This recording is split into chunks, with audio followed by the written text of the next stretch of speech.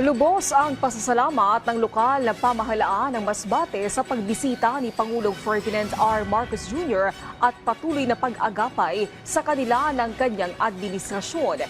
Hiling naman ng ating mga kababayan doon, matulungan din sila sa pagsasaayos ng mga nasirang infrastruktura.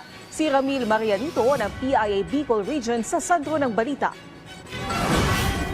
Puspusan ang paghatid ng tulong ni Pangulong Ferdinand Marcos Jr. sa mga nasalanta ng bagyong upong sa Masbate. Nagpasalamat si Masbate City Mayor Ara Co sa pagbisita ng Pangulo sa panahong mas kailangan siya ng mga Masbateño.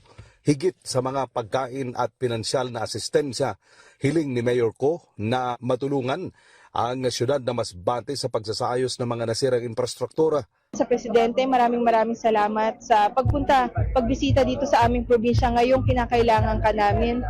Siya mismo ang bumisita para makita ang kamutangan o ang katayuan ng aming probinsya ng aming mga kababayan dito. Sa mga tulong na ipinaabot niya at ipapaabot pa, maraming salamat. Sa mensahe ni PBBM, nagbigay na siya ng direktiba sa Department of Budget and Management na magbigay ng 100 million pesos na Local Government Support Fund o LGSF para sa rehabilitasyon ng Masbate. Dahil sa request ng governor ko nag-request, nag-instruct na ako sa DBM bago ako umalis ng Maynila na mag-download ng 100 million na LGSF para meron kayong immediate na magamit para sa pag-rehabilitation. Unti-unti na ring nakakabangon ang 3rd District ng Masbate sa mabilis na aksyon ni PBBM ayon kay Congressman Wilton Co. Matatandaan ang palanas sa 3rd District ng Masbate ang naging ikalawang landfall ng bagyong upong. Una, gusto ko magpasalamat sa Presidente dahil sa unang araw pa lang pinapunta niya na kagad si DSWD Secretary Rex Gatchalian, no? And dahil kay Secretary Rex, nabigay kagad namin yung mga request namin para mga kailangan ng mga taga-distrito namin, taga-Masbate.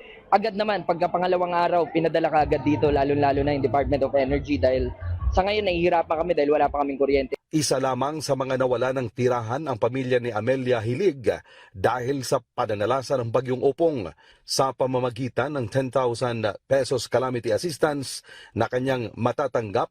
Malaking tulong umano ito upang muling maipatayo ang kanilang tahanan, lalo pat nag-aral pa ang kanyang 3 anak. Dumating siya dito sa amin, nagbigay siya ng tulong sa DSWD din, sa lahat ng ahensya ng gobyerno, ma'am, na tumutulong at tutulong pa ulit sa amin, ma'am, para kami makabangon sa nangyari sa amin. Maraming salamat sa kanila, ma'am. Sa huli, binigyan ni PBBM ng katiyakan ng mga Masbateño na hindi sila pababayaan ng pamahalaan hanggang makabangon silang muli.